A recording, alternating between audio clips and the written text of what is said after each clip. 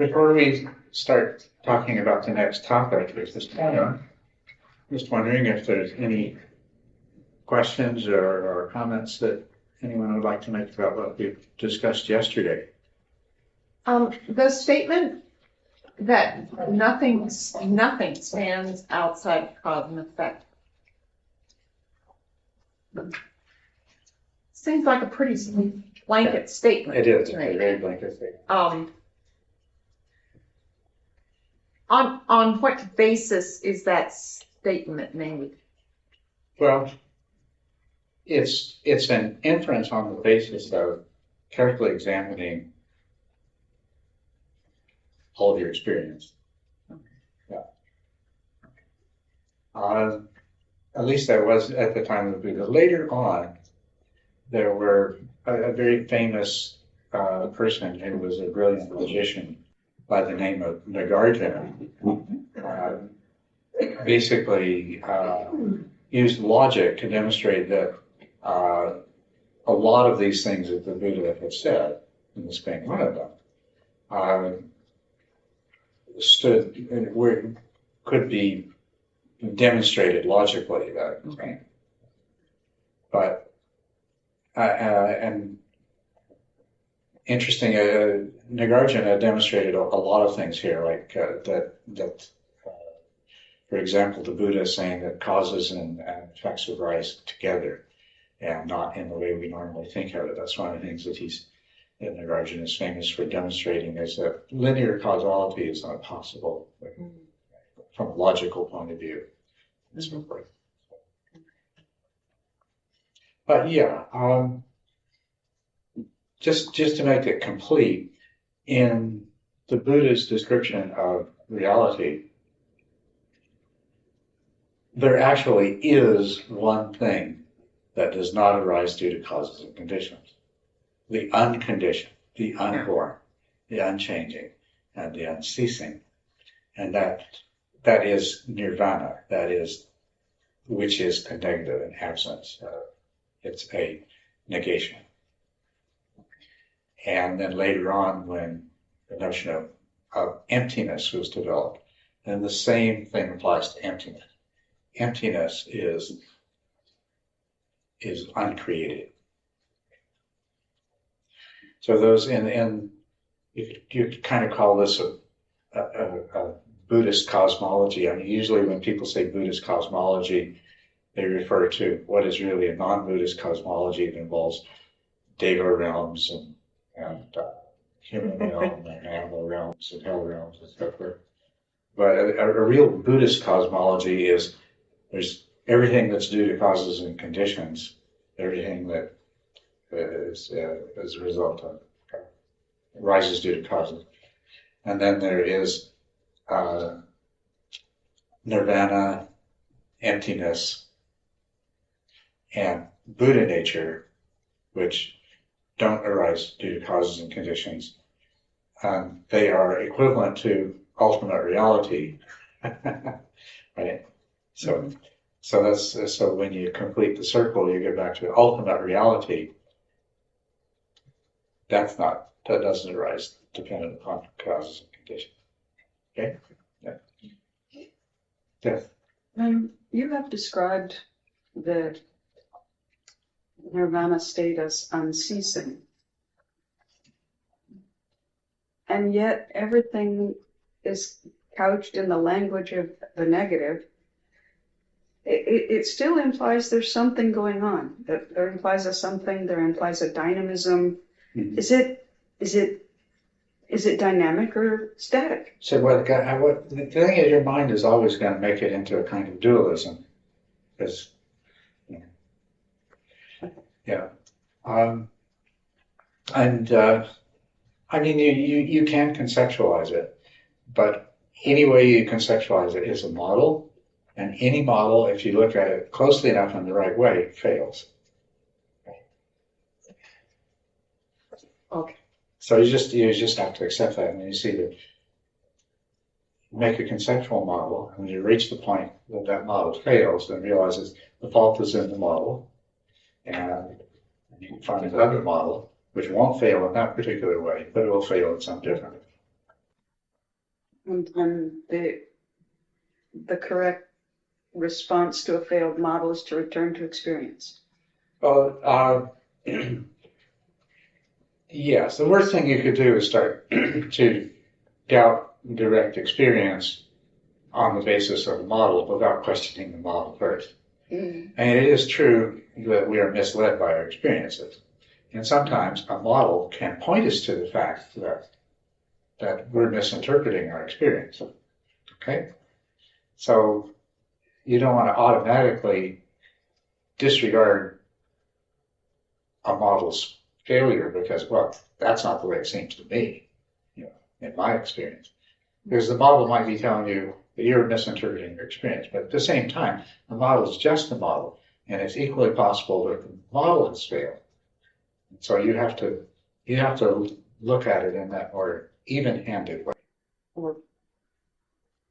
Yeah, right. Well, so you have to look at it, and of course, the things that you can do, you can pursue your experience more deeply, which is a really important thing to do, and you can also try to redo your model, rework your model. So the language that says unceasing, which suggests to me a dynamism, it could go either way. It's a problem in the language. Yeah, well, the thing is, it's suggesting a dynamism. And then what do you mean by a dynamism, and why is it suggests it to you? Because, I mean, after all, an emptiness, an absence can continue without involving what I would think of as dynamism, Right. right? Yeah. But in which case it's static, which I haven't really gotten the idea anywhere in here that we just pulled a plug. It is. And absolutely, it's not the case that we just pull the plug. What we're doing is we're continuing on, but we're seeing and understanding more clearly. See, static and dynamic are a dualism. And what we can infer about ultimate truth is that it's non-dual. Okay?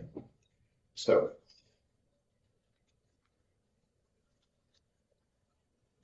which is another negation, non-dual. Now you're just taking my chain. But the thing is that, what is much easier for us to deal with is to switch non-dual to the positive, which is unity, oneness. And of course, our mind can make oneness into a lot of false ideas.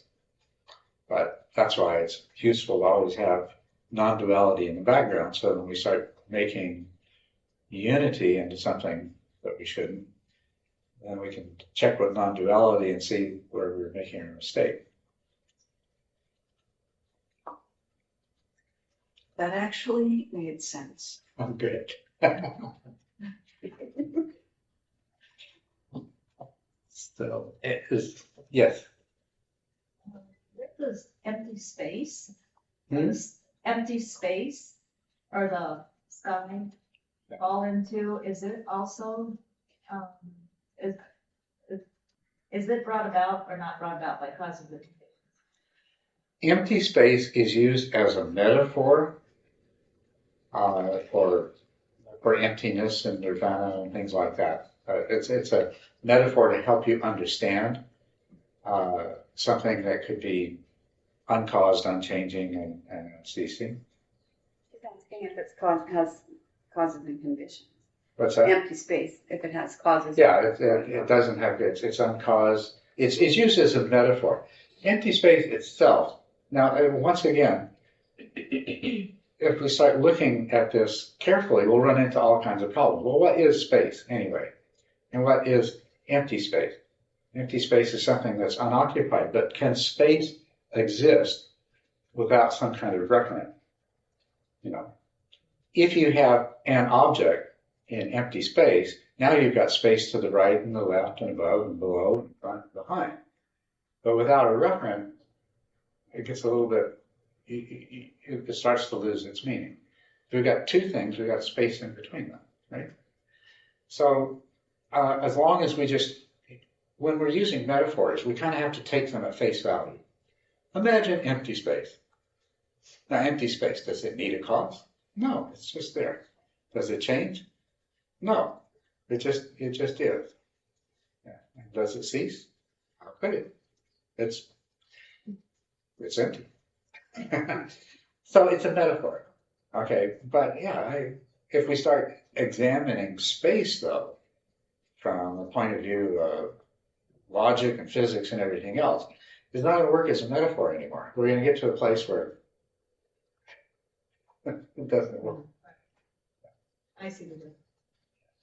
I mean, that's right, because even in a vacuum, there's subatomic particles like blinking in and out of existence and stuff like that. Well, that's really an interesting thing is the vacuum fluctuation, something from nothing, you know, that, and even now there's pretty strong theory saying that actually where the universe came from was nothing, that there's this vacuum energy, there's something from nothing.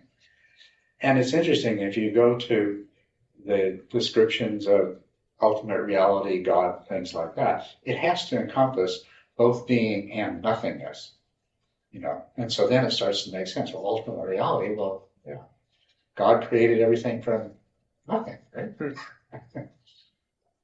Ultimate reality encompasses nothingness and being both.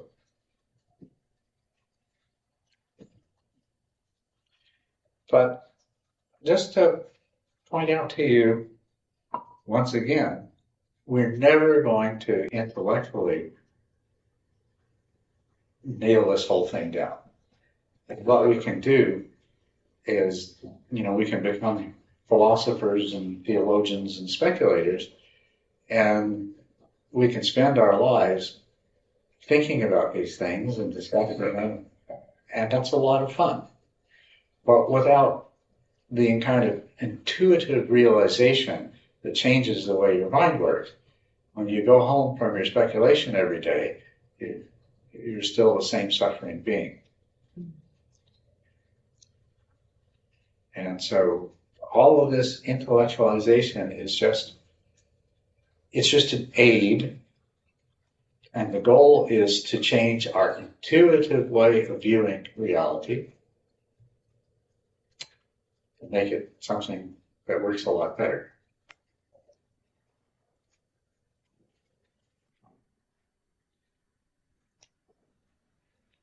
So there is one statement on this slide here that I just wanted to call from yesterday, I wanted to call your attention to, right here at the bottom. There is no room in this holistic view of reality for separate processes that come to an end independently of the whole. The problem with the notion of self is we always ask this question, you know, what happens to the self? And there's only two logical possibilities. The self goes on or the self is annihilated. And the reason that the Buddha was able to resolve this problem was that he realized that there was no self to either continue or be annihilated. And that's really where everybody's, you know, it's like, okay, I am this being. So when I die, do I go to heaven or do I get reincarnated or am I annihilated? And when we say, well, you're nothing's but these five aggregates, then it's, oh, so myself is these five aggregates, and when these five aggregates fall apart, I cease to exist. I'm annihilated. And that's not what it's saying. It's saying that there is something real, these five aggregates. That's the person, and that's an individual person. But what those five aggregates are, when we examine them, first we find there are all these different processes taking place. And then when we understand it more fully, we realize that, well, it's not a collection of separate processes. They're all parts of one large whole process. And so we revert to the holistic view.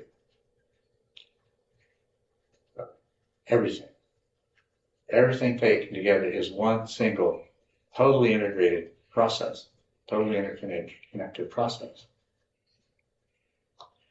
And so this is what you really are, but there's no separation in it. You are a piece that you imagine to be separate from the whole. But what you really are is you are totally inseparable from the whole. And you don't cease as long as the whole continues. But it's just a particular manifestation in the form of these five aggregates. If you become attached to these five aggregates as yourself, then you're going to experience the pain of the idea that since these five aggregates are due to causes and conditions, they're going to pass away. But the coherence that they hold from the time of your birth till now, at some point, that coherence is going to diminish and there's no longer be identifiable as a separate individual. But you haven't ceased to exist. You've just transformed, taken a different form. Okay. Is there I sort of understand vaguely what you mean by reincarnation, but is there a way you can talk specifically about reincarnation? Reincarnation is, and what we're going to talk about this afternoon is rebirth, which is what the Buddha did is he took ideas that had been around for a long time, like reincarnation, and he redefined them in a different way that totally changed their significance, their implication. Okay, their meaning. sorry. Yeah. And so this is probably a good point to get into today's topic, which is karma. And karma is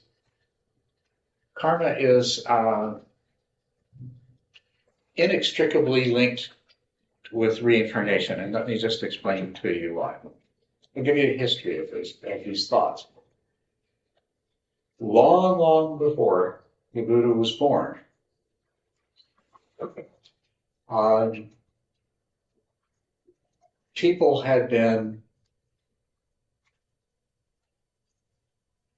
people were aware that things had consequences.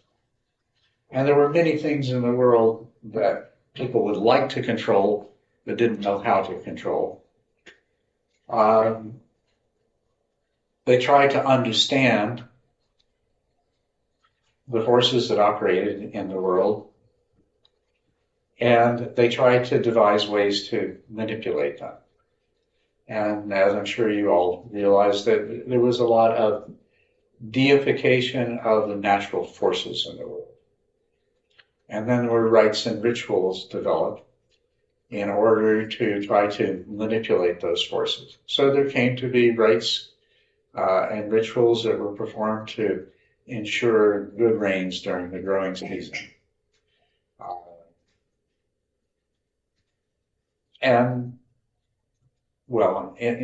Everything from rites and rituals to ensure that a pregnant woman's child was born without birth defects. And all of these different things that affected people and were beyond their immediate control. There were rites and rituals developed with the idea that by doing this particular action, you could bring about this particular kind of desirable result. I think you're all familiar with that. It's sort of the history of development, the basis of religions and philosophies, and even science. Science is an extension of that, how we manipulate things to get the results we want.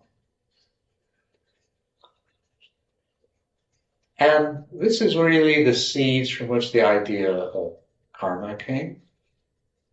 Things you do have consequences, and it seems like if you do good things, should have good consequences. And if you do bad things, it should have bad consequences. And it does seem that for no obvious reason, good things happen to people and bad things happen to people. So karma linked, it was similar to this process of the rites and rituals and controlling nature and so forth. It was seeing there what was before them and establishing in their mind a link. Okay, so since people are always doing things, and some of the things they do are good, and some of the things are bad, and since all kinds of things are always happening to people, and some of those things are good, and some of those things are bad, it's only right and fair that there be a connection, and that the good things that happen to you are a result of the good things that you do. And the bad things that happen to you are a result of the bad things you do. So this was a way of thinking that was evolving. At the same time, people were concerned with the question of what happens to me when I die? And the notion of reincarnation had become fairly popular. Well, these two quickly came together because one of the problems with the idea that if you do good things will happen to you, you do bad things will happen to you, is that we see a lot of exceptions around us. We see bad things happening to good people and good things happening to bad people. And reincarnation helps to resolve that. Okay, the good things you do and the good things that happen to you don't need to happen in the same lifetime. Reincarnation allows them to happen in different lifetimes. So this solved that problem. And so now karma is a word that means action, but as it was used, it came to have a very specialized meaning. Because action just means action. You hit a rock with a hammer and rock breaks. That's an action and a consequence. But karma, instead of meaning that kind of action, had come to mean specifically a moral consequence of an action that reflected back on the person that did the action. That's what we mean when we say good things. If you do good things happen to you. We brought in the moral element. And the action of the hammer hitting the rock doesn't affect the person swinging the hammer, it affects the rock. The rock breaks. Okay. So karma had shifted this meaning. It was about moral consequences of action and about consequences to the doer of the action. So you see how that's a step beyond. That makes it into something quite different than just action. But that's what the word had come to mean long before the Buddha was born. Moral consequences of actions that devolved upon the person that performed the action. Okay? And by combining this with the idea of reincarnation, so that you could make sense of the fact that good things happen to bad people and bad things happen to good people, this notion just got extended more and more until there came to be the idea that everything that happens is the result of karma.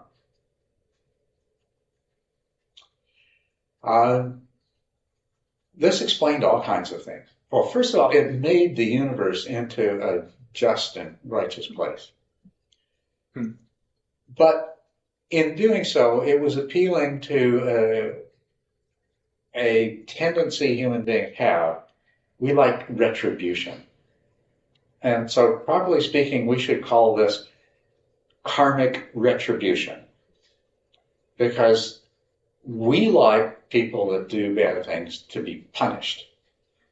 And we like people that do good things to be rewarded. And that's retribution.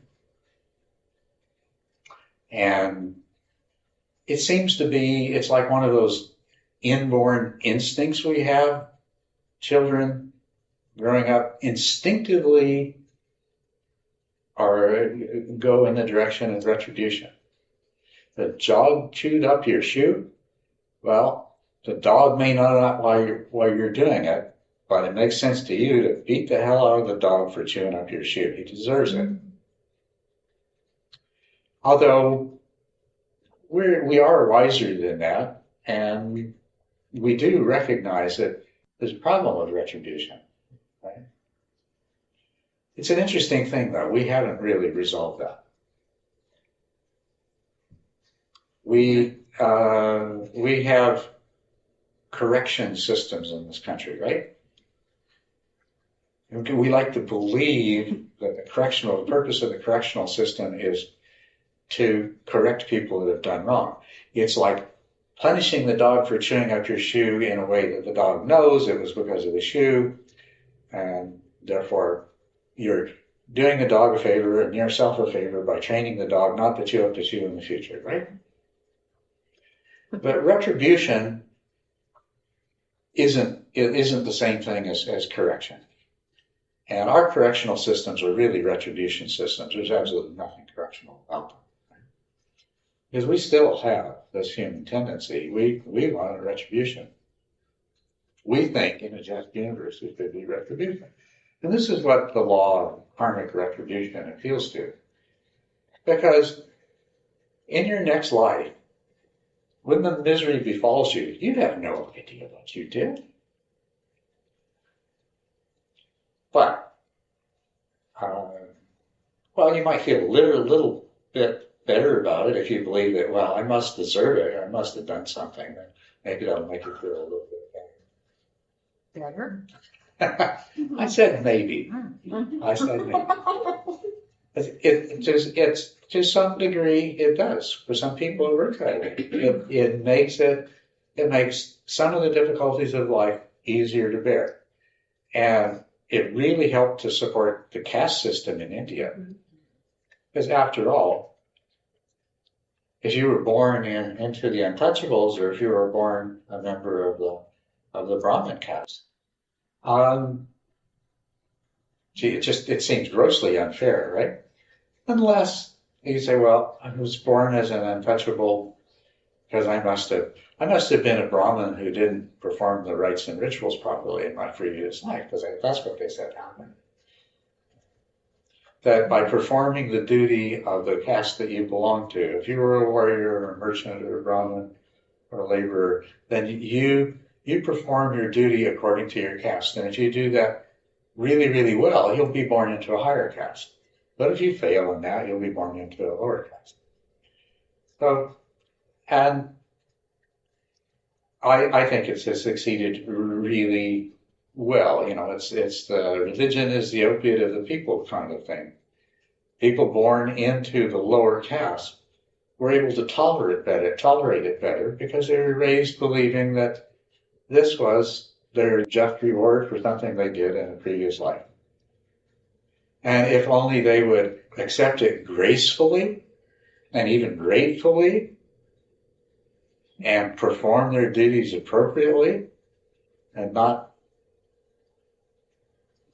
act or think above their station, then they would be reborn in a higher class. Of course, the problem is, I mean, the good thing about this law of karma is that, okay, now I know what I need to do. If I want to be happy, then I'll perform lots of good actions and then good things will come to me in the future. And when I get reborn, I might get reborn in better circumstances. Of course, now if you do good things and good things happen to you in this life, then you can say, oh, that's great. I'm glad I did those good things. I'll keep on doing good things. I'll be generous in this beneficence that has fallen upon me. But what about you're born and the good things happen to you in the next life? You're born into good circumstances, but you don't remember anything about what you did to make all these good things happen to you. Right? Then you're likely to squander all of your good karma and make lots of bad karma and be born in bad circumstances in the next life because you don't remember. So what I'm just saying is that while karmic retribution appeals to a very primitive instinct we have, karmic retribution doesn't really make sense. It may be a righteous and just universe that operates according to karmic retribution. But it's certainly not a rational universe.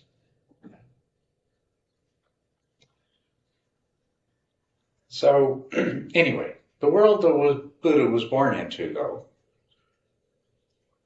karmic retribution and reincarnation were totally intertwined and established.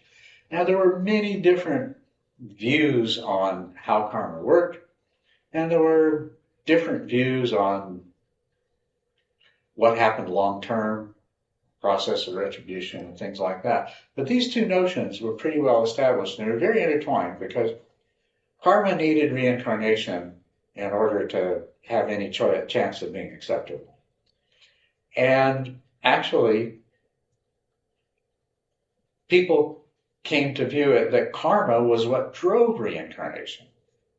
But the reason you're reincarnated is because you've got all of these consequences awaiting you. So you have to be reincarnated in order to get your rewards and punishments. So karma became the driver for reincarnation. Now, the other thing that happened, and this was very prominent in the period in which the Buddha was born into, is people have been believing this and thinking about this. This birth, suffering, death, rebirth, and karma, and they realize that, boy, this gets to be pretty dreary. Always being reborn. And every time I'm reborn, I don't know what I did right, I don't know what I did wrong, and I'm really likely to screw up again. You look around the world and you see, boy, there's a lot of suffering going on. I want out of this. I want out of this cycle of birth, suffering, death, rebirth, more suffering, re-death, and on and on and on. And most of the religious practices of the time, in one form or another, were dedicated to getting you out of the cycle, to bringing it to an end. Which is really kind of funny because the idea of reincarnation and karma comes to the West. People like this. Oh, wow, this is reassuring. I get to be reborn, But once we've lived with it, this, if this were to become common notion, once we've lived with it for a few centuries, it'll become obvious to us, as it was to the people in the Buddhist time, that this is not a good thing. Yeah. Yeah, why was it that people didn't know what they did good? I mean, was there no code of ethics, really? Oh, no. We're talking about Code of ethics, man. Can you remember your last life? Do you know what you did that was responsible for all the problems you've had? Well, I mean, if I had I mean, there are plenty of things I could have done. I mean, specifically, no, but I mean, I could have, if I thought I had a past life and things were going wrong in this one, I could get. And if you were born into that time, you would have been taught the moral codes of your community, Right. and you would have been taught this doctrine, and the doctrine of karma and reincarnation would have been intended to motivate you to follow the moral code of your community. That would be the whole point of it. Right. But when bad things happen to you, you don't know what you did. You mean specifically? Yeah, and you don't know. And if good things happen to you, the same thing. And we have the human tendency. I mean, we teach our children in the West, be good, and God will love you and go to heaven. Be bad and you'll go to hell. Do everything good. And does everybody automatically be good because of that? No, they don't. Well, they don't believe in heaven, no, maybe. Well, even the people that believe in it can't. Oh, yeah, of Even the course, people that of believe course. in it can't make themselves necessarily honest. Some do a better job than others. In a copy of the Three Pillars of Zen, the glossary section, there's a definition of karma. All the other glossary things are like 2 or 3 lines. The one on karma was like half a page. Yeah. Right? And in it, it hinted at the ability to predict your future. by observing your habitual karmic actions. And basically what it was saying was, you keep doing these kinds of things, you can tell where you're going to end up by observing it, which hints at a little different view of it's like karma in the present instead of even considering reincarnation. Well, not knowing what that paragraph says, but is a truly Buddhist view of karma is much more about this lifetime, and it's not about reincarnation.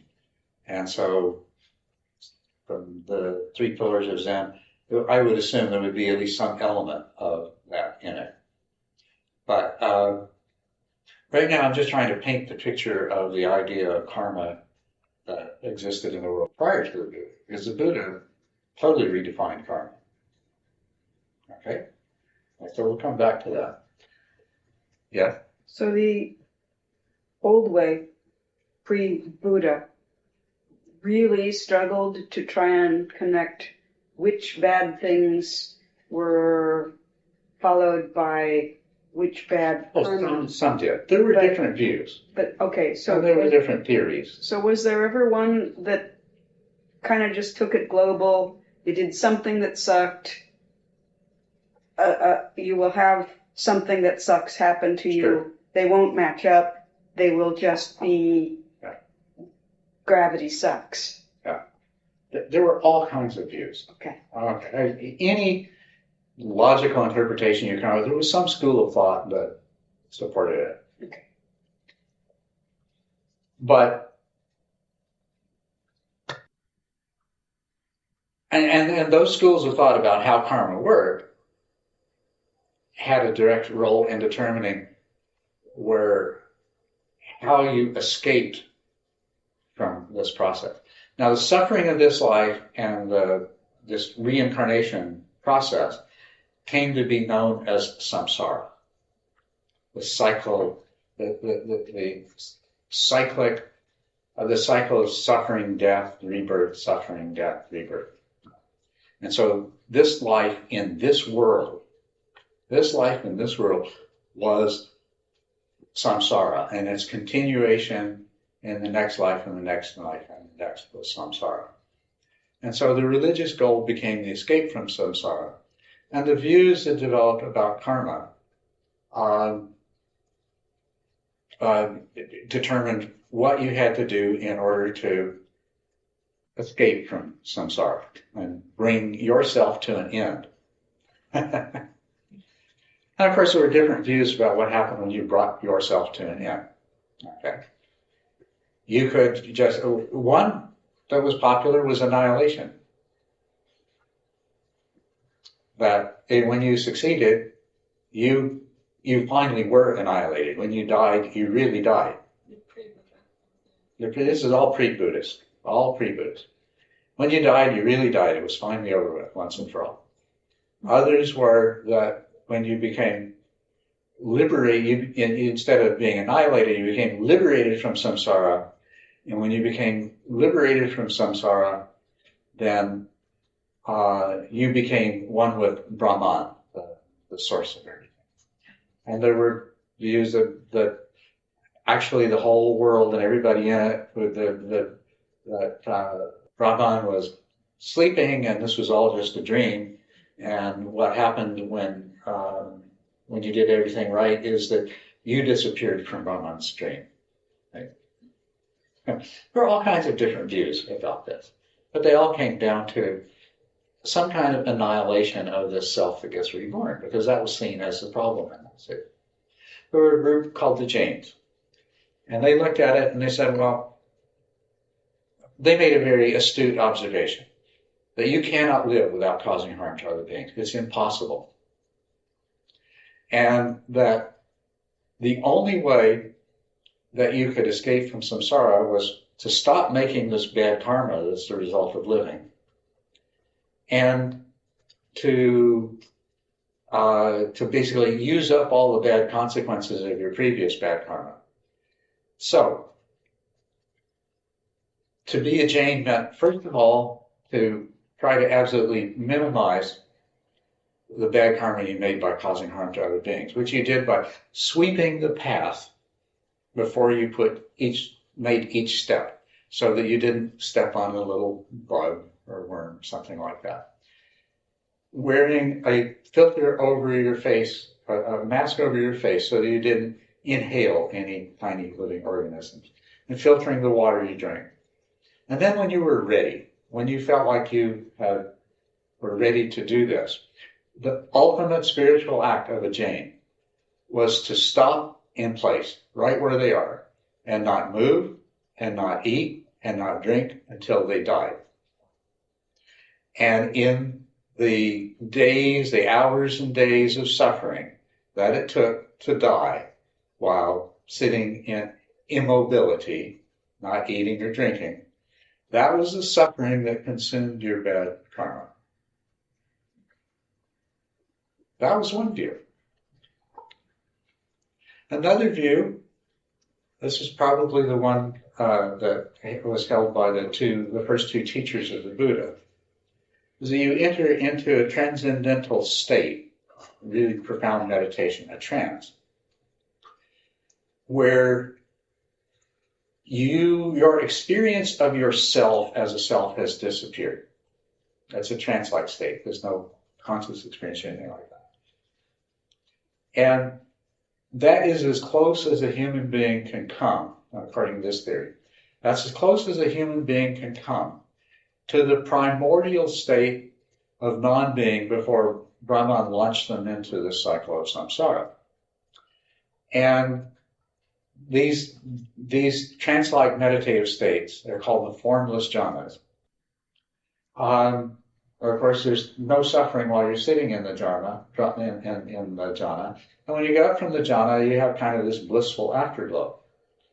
So what this meant is once you've mastered this practice, and you spend the rest of your life spending as much time as you could in this blissful state of jhana, and enjoying the afterglow when you had to come out of it to eat and go to the bathroom and do the other things that we have to do in life.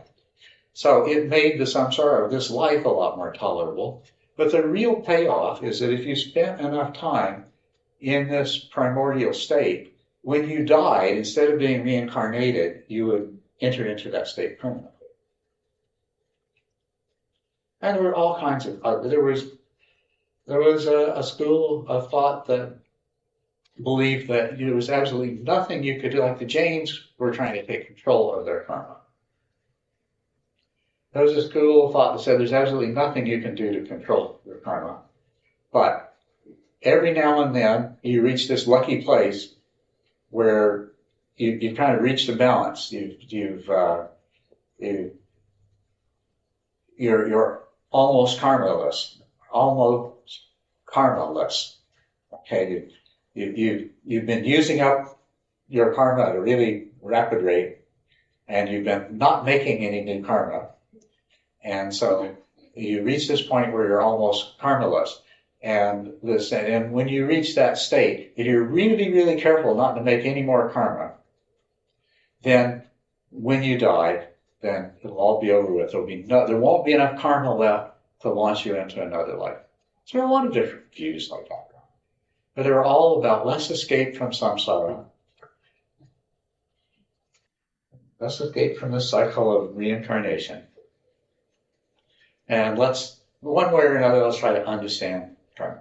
Now, of course, there are people that didn't buy into this whole thing at all. They said it's a bunch of rot. But we live, and then when we die, we're dead, and that's it. Forget this karma stuff. And they taught hedonism, and they were basically amoral. I mean, they recognized that if you did bad things might happen to you, karma notwithstanding. Therefore, if you wanted to live a good life as a successful hedonist, you tried not to hurt people because they were going to come back at you. Yeah. So they avoided a lot of the worst kinds of behaviors not out of morality, but out of amorality. They didn't believe that there was any justice in the world at all. Therefore, what it made sense to do is have as good a time as you can during this life, which meant being careful.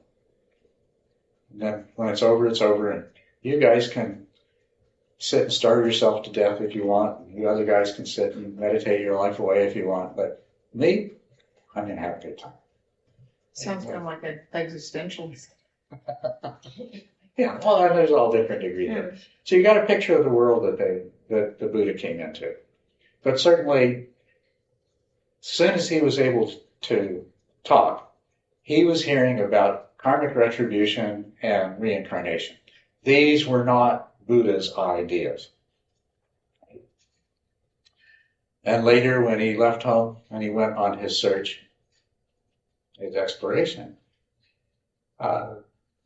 he encountered the teachers of these dharmas, and he basically saw various problems with them. For one thing, he wanted an answer to suffering in this life. And all of these other methods said, you can't do it in this life, it has to happen after you die. And don't count on necessarily making it this next death. You may have to be reborn a few thousand times and die again before you get there.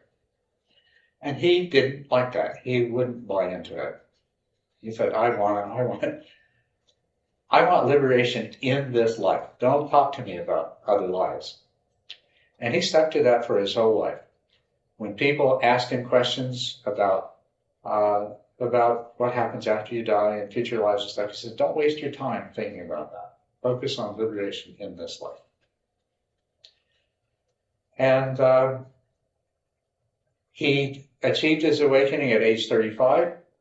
He lived to be 80 years old. He spent 45 years living in this world as an awakened being.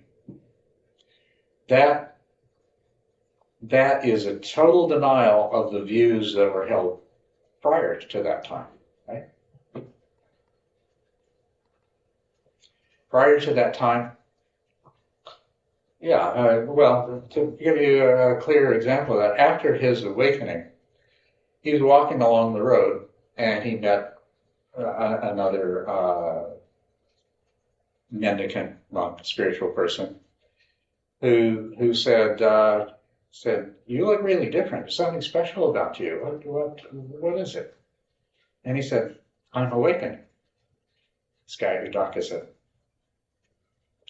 okay, see you around. Because only crazy people said things like that. Everybody knew how hard it was to become awakened. And you didn't become awakened in this life. If you succeeded, it happened after you died.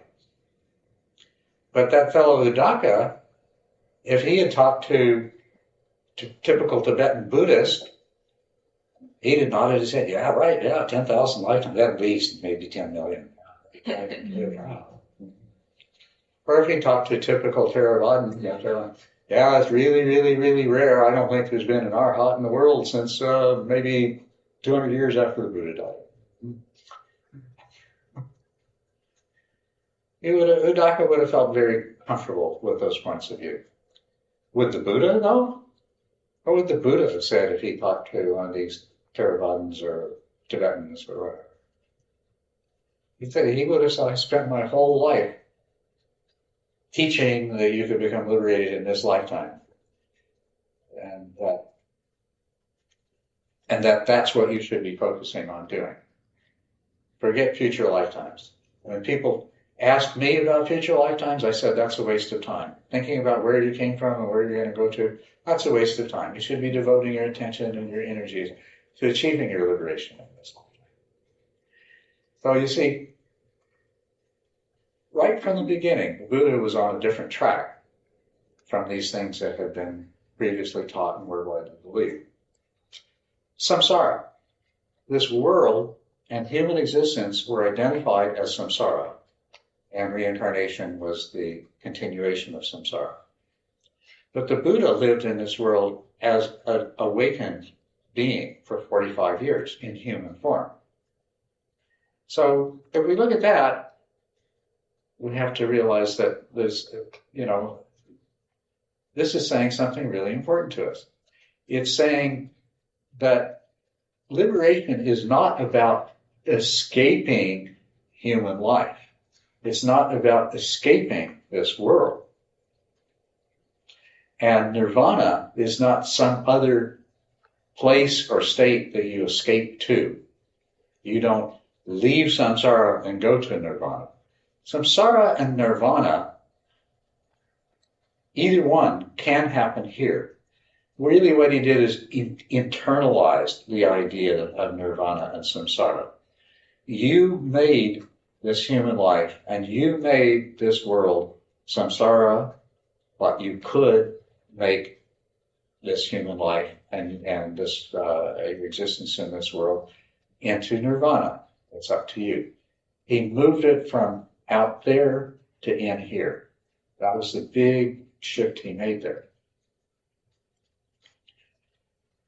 So then, what was this idea of karma? Okay? And it was very common, and people would always bring it up to him. One person came up to him, and he said, is it true that everything that happens to you is karma? It's a result of karma, of your karma. And this was a very popular view at the time. I mean, there were different views of karma, but very popular was the idea that everything was a result of karma. Now, the Buddha in his awakening had thoroughly examined dependent origination. And the problem with this view of karma is it stands in direct contradiction to dependent origination. If everything's due to karma, it negates every other kind of causality. It makes everything due to one particular kind of cause. But the Buddha responded by saying, no, everything is not due to karma. So now that's an interesting thing. You've got the Buddha disputing what a lot of people who belong to Buddhist religions would say is the case. Yeah. Sutra is this like What's that? which sutra? Oh, I don't remember the name of it. Yeah. Do you think you maybe could find that? Oh, I know I could find it if I spent a little while digging around for it. Yes. Actually, if you go online, and I believe get the handout from the Buddha Dhamma Comes to the West teaching that I gave, I think I refer to that sutra in that, and I think I might identify it. But anyway, the Buddha's teaching on causality is that there are 5 kinds of causality, of which karma is only one. There is physical causality. That's like physics and chemistry. There's biological causality. That's, we would say we would describe that in terms of DNA and all kinds of other things. But basically, we see in the world that in addition to everything that's happening due to physics and chemistry, that oak trees come from acorns and kittens come from cats, and there's a lot of consistency and causality in that. That living things do something that non-living things don't. Living things grow, living things maintain themselves, living things repair and heal themselves. So there's a whole realm of biological causality. But as we know, and as the Buddhists seem to understand, biological causality is rooted in physical causality. And then the psychological causality. You do something mean to somebody, they're likely to hit you or strike back in some way. Psychological, anything that has a mind. Out of all of the things in the world that are alive, that have been produced as a result of biological causality, there is a subset that have minds, right? Trees don't, dogs do, and so forth. And if you look at any being that has a mind, it behaves in ways that are consistent and predictable, which we could describe as psychology. So, you understand the psychology of a particular being, then you understand why it is that they behave in the particular way they do. So that's mental causality. That's the third kind of causality. The fourth kind of causality is karma. And karma only applies to that particular set of living beings that have minds, whose minds are pliable and can change, who basically, a lizard, you can't train a lizard, lizards can't learn, right? There's a lot of beings with minds that their minds are hardwired. They operate on the basis of instincts that they're born with, and they can't change themselves very much. But human minds are different than these other kinds of minds, is that we learn, we change, and we change ourselves. And this is the realm in which karmic causality works, according to the Buddha. Now, what the Buddha did is he redefined karma. Remember, at that time, karma meant an action that produced moral consequences that reflected upon the person that did the action. And the word karma applied to action. So he redefined it. He said, when I say karma, I mean intention. That every movement of the mind, every word you speak, and every act you perform arises out of an intention. So every action arises out of an intention, and I define karma as intention. When I say karma, I mean intention. So he made a big shift there. Okay, let's reword this in terms of the previous view. What he said is that the moral consequences of your intentions are what reflects back on you as the producer of that intention. Your actions produce effects in the world through physical and chemical causality. If you throw a handful of rocks in the air, some of them are going to land on your head. If you touch that match to the gunpowder, it's going to blow up in your face. They happen due to biological causality. You get sick, you get pregnant, all these things happen due to the laws of biological causality. Your actions in the world, if you hit somebody, they're probably going to hit you back. Psychological causality. He said, but when I say karma, I mean intention.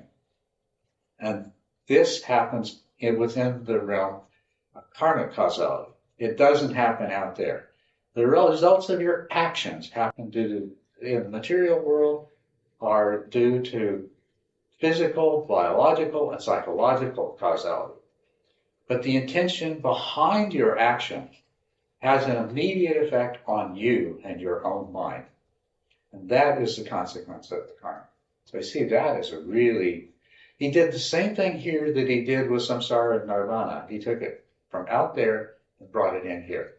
He took karma from out there, both the action of karma and the consequences of karma from out there.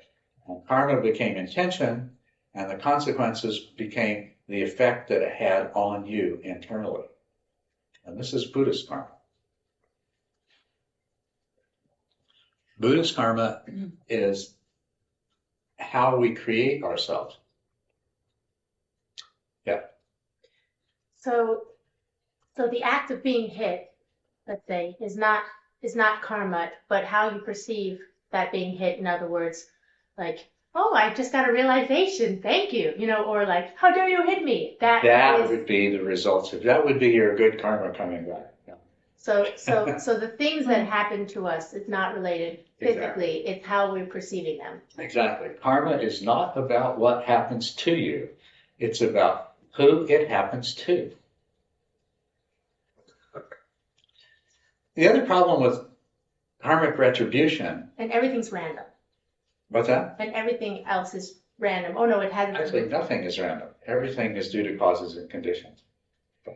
But if you were to walk down the street and come upon, it wasn't like I hit you and you hit me back, or you're in a car, Yeah, let's say you're walking down the street and a little piece of space junk, a little meteorite has been traveling through space, for the last 100 million years,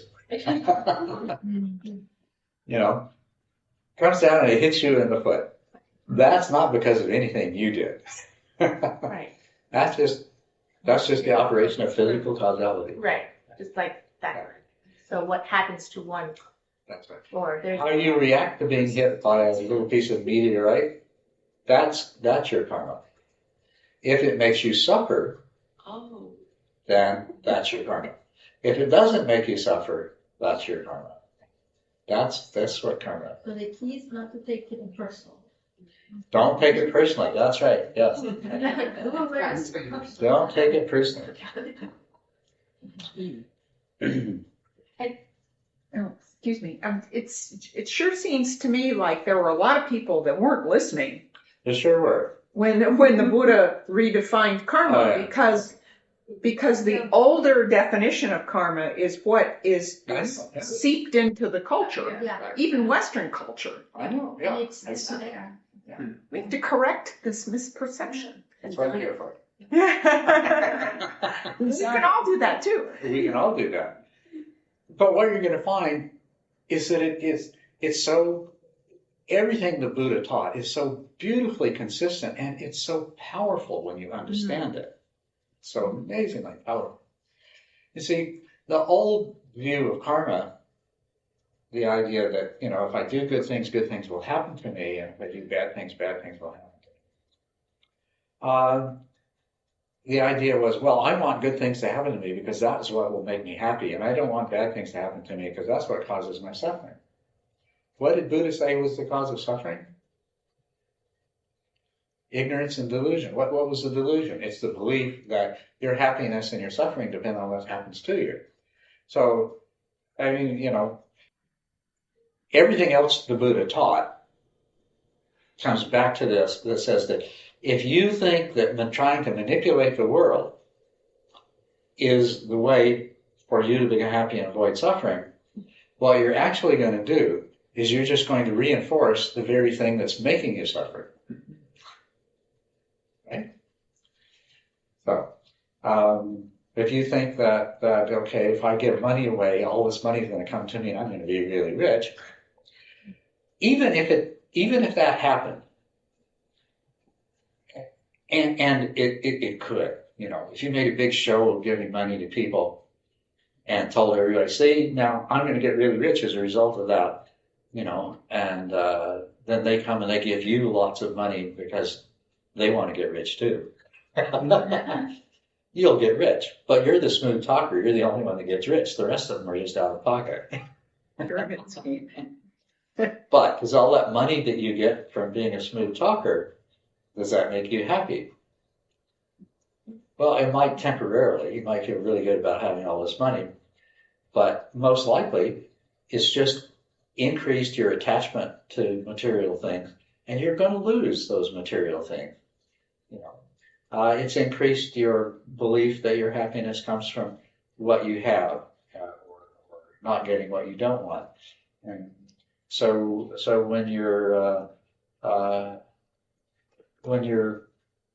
wife says to you, gee, it's great you've got all this money now, dear, but we live in a joint property state, and so I'm filing for a divorce and I want my half in cash. But Yeah. if you gave lots of money with the intention to always have enough so that you could, you know, be able to, let's say, practice, you know? You would be a person who believed you had to have enough. No, but this is the point. Anything can be enough. That's So if right, you've yes. created that in itself is the karma, the intention. So then you might feel you always have enough, whether money came back or money didn't come back. But the intention of that, to feel like you have enough, if that was the intention. So whatever you can do to instill in yourself the idea that, well, basically, let's talk about what karma is according to you. Okay. Intention. It is intention, and what makes an intention good karma versus what makes an intention bad karma. So what makes an intention bad karma is that it comes from desire or aversion. And you can have mixed karma. You can have you can have some good motivations, but as long as there's some desire or aversion in there, some fear of what will happen in the future, it's still going to have an element of bad karma. So bad karma is motivated by desire and aversion, and it comes from the view that your happiness depends on what you have or don't have, and your unhappiness depends on likewise. So your happiness and unhappiness depend on what you have and you don't have. Good karma, on the other hand, comes from its opposite: generosity, non-greed, non-aversion, loving kindness, compassion, patience, these other things. And it's motivated by those things, and it comes from the view that my happiness comes from within, and as does my suffering, and that for me to find true bliss and complete freedom from suffering, I need to achieve wisdom and I need to overcome desire and aversion. So these are good and bad karma for those intentions. And the result of your good karma is that you become a person who is less burdened by desire and aversion. Bad karma makes you more driven by it than before. So you suffer more no matter what happens to you.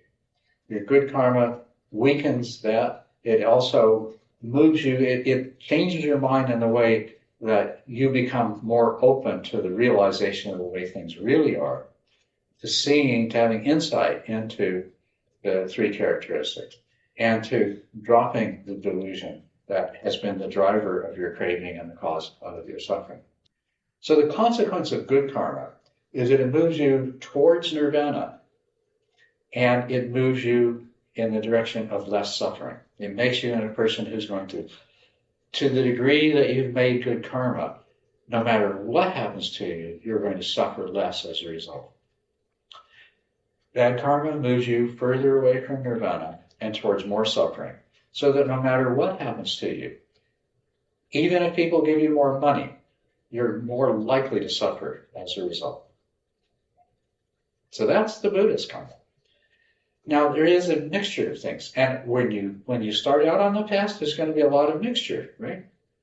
I'm going to do good things.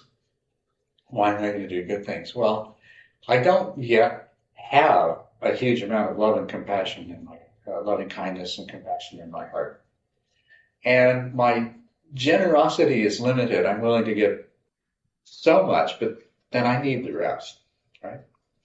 And so, yeah, initially your karma is mixed. And so you work on yourself to try to purify your karma. Basically, to purify your intentions, to understand more and more clearly your intentions. Blindly giving away everything you have in the hopes that something good is going to happen to you in the future, even if the something good is to become enlightened, is going to be relatively ineffective. It's going to have, one thing, it's going to have some good consequences in the world. And I'll talk about that in a moment. But it's tainted by, it's still coming from that place, well, I'm this separate self, and I need to be enlightened so that I feel good and I'm happy. Well, what about if it's I need to be enlightened if it's not the Hinayana view, but rather the greater view? And see, that's the value of that. Yes, the more that you can bring that in. Right. And in the beginning, what I'm saying is it's going to be mixed. You're going to try to bring that in, but it's still going to be tainted. But that's all right. It's better than if you just kept on going the way that you were. But if you were like, I'm doing this for the sake of becoming enlightened, for the sake of helping beings. Yes. Like Right. that very vital last part. Yes. Right. However it came to remember. Yes. So back to what you originally said. If you said, I'm going to live as simply as I can, because I want to devote my life to practicing the Dharma and becoming awakened. And not only that, I want to do this so I can help other people become awakened. If you said that. And so you're living simply, but to live simply, you still need to work. And so you try to set aside some of the money from what you earn so that in the future you can spend even less time working and even more time either practicing or helping guide other people to their own awakening. Well, then that's all really good. Yeah. That's all really good. Now, what you do when you see somebody that's in need, and you can take some of your savings, but I'm saving this so that I can become a Buddha, you know. And if I give it to you, you're going to go spend it on a hamburger, and I won't have it anymore. But wouldn't it be better if you just did it? Or some Well, balance? I mean, I Here's guess an things are interesting good, thing about it. but Karma, understanding karma says you have to examine your intentions. What you actually do it's not. is not important. Whether you decide to keep the money in your savings account or give it to the needy, hungry person, that's not what it's about. It's about why you do whichever you do. Yeah. That's a really key thing to understand. Yeah. In this model, can there be such a thing as enlightened self-interest? I give you the $1,000 now to make your house payment, so I don't have to deal with the fact that you'll spend 35 years living under an interstate overpass eating kitty tuna. Now, if you give me the $1,000, So that you can make the check out. As soon as I get If you that give me $1,000 to the degree that you give me the $1,000 out of love, to keep you out of the underpass. to the degree that you give it to me out of love, Mm-hmm. that's pure good karma. To the degree that it's tainted by the hope that you'll get some reward in the future, there's a mixture of bad karma. Well, my reward in the future would be I don't have to bring the red dragon flyer full of kitty tuna to you. I don't have to, deal with your homelessness, and that's very selfish of me. That's right, yeah, and that's right. So if you're giving me the $1,000 purely out of love, then that means that even if I blow the $1,000 and you end up still having to bring me the Wagon full of kitty tuna. kitty tuna, you don't mind. Then you've done it truly out of love. If there's a string attached that says, I'm going to give you this $1,000, but I expect not to have to drag this wagon load of tuna around. then Okay, it's still pretty good, but it's tainted. So It's it's tainted. the strings attached that is revelatory. Okay. Yeah. And that's all right. Don't feel bad about yourself because there are strings attached. As a matter of fact, the best thing you can do is be totally aware of the strings that are attached. And say, okay, yeah, I'm doing a good thing, but I can see the strings. Because by seeing the strings, understanding the strings, next time there won't be as many strings. Yeah. One more. So if you're doing something out of love, and then you're doing that same thing out of love, but with the intention to reach enlightenment for the sake of all beings, Yeah. then does that intention, is it stronger and therefore brings you closer faster? I understand this is all imbued with the ignorance of an individual self-going somewhere. So, yeah. Okay. How strong? Karma. How strong the karma that you make in the moment? It depends on a combination of the clarity that you have and how you experience. It's going to be a very subjective kind of thing.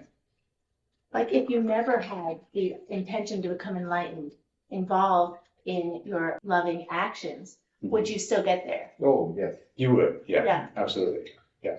You In one don't. lifetime. You don't need to realize where the path that you're on goes in order to reach the end of the path. So as long as you're walking down the path, you may not know where it leads, but that doesn't matter. But like Buddha really wanted to learn something. He did. You know? There was an intention to understand, Yeah. If you're like a loving person, as much as one can, be without practicing it, Yeah. Because if you're going to practice or if you are trying to be mindful, there is some other. To hold to the ideal of bodhicitta, the bodhisattva view, that I am doing this not for myself, but for the benefit of all being. That's a very useful tool to have. It's one more thing that you can use to bring yourself to act in a positive way. But keep in mind that your bodhicitta is only a facsimile of bodhicitta until you've actually realized the truth. I think we could take a 10-minute break. Oh, a break. Oh, yeah, right. I forgot. We've been sitting here for almost 2 hours. Oh, yeah. I have a real hard time with what we're saying about the compassion. Absolute, no strings attached, whatever. But as a parent, Yeah. it's very difficult because sometimes you can be as compassionate and as loving as you can, but then the lack of strings attached might turn into it's very difficult because sometimes, the parenting requires for the child to learn. So if you just give totally selflessly, then they have no responsibility, in appreciating even what you're giving, So the parental role is the way. Parental role, it involves a lot of genuine love and compassion, but it also comes with lots of strings attached, and there's a lot of selfishness. We identify with our children. And so what we do for our children's benefit often becomes the kind of selfishness. But it's a wonderful arena in which to work and explore and discover all of this, because it does have all of those elements, and it gives you an opportunity to see them in action and to work with them. Okay, let's take a 15-minute break then.